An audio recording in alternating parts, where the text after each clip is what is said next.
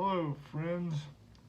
I would like to take just a few minutes and talk about a concept that is more prevalent than a lot of people would expect who don't experience the disability world on a day-to-day basis, and that is spatial expectations.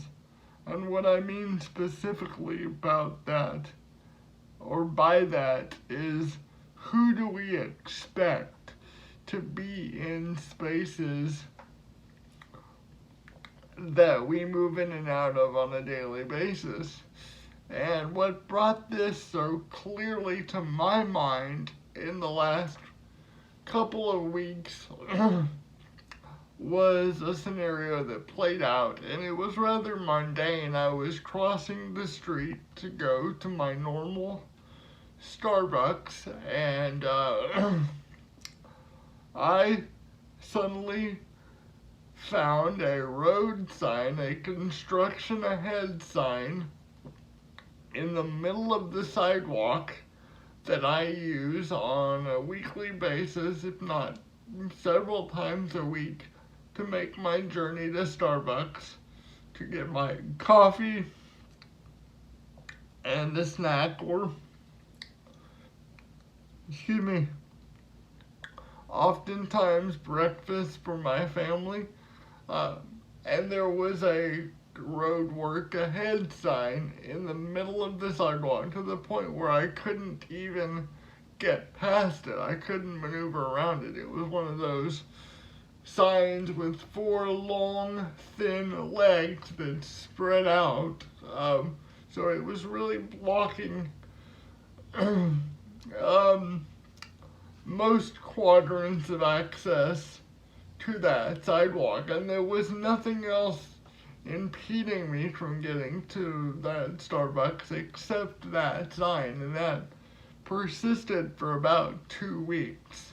I first noticed it about a month and a half ago, and finally called the Dallas City Council of my area and got it removed, and they removed it fairly quickly, and cleared up the issue. But what it raised for me is we put road work ahead signs in the middle of sidewalks in cities like Dallas because we don't expect people with disabilities to need to use the sidewalks for regular to and fro type traffic, and we don't expect anybody to need to use the sidewalks for that kind of traffic, but that inhibits people with disabilities specifically because that's how I navigate my world. And if there's a road sign in the middle of the sidewalk, that severely cuts off my world, and that got me thinking about what spaces are in my life and what those spaces say about the expectations that I, as a person with a disability, will show up in those spaces.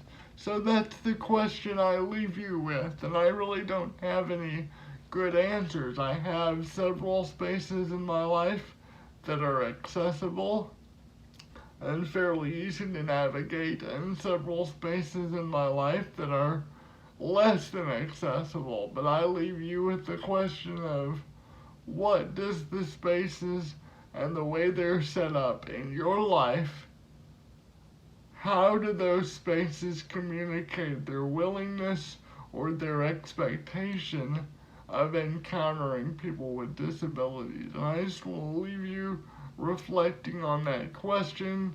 I would love to get comments when I post this on Facebook, and definitely on the Julian Way blog within the next couple of days.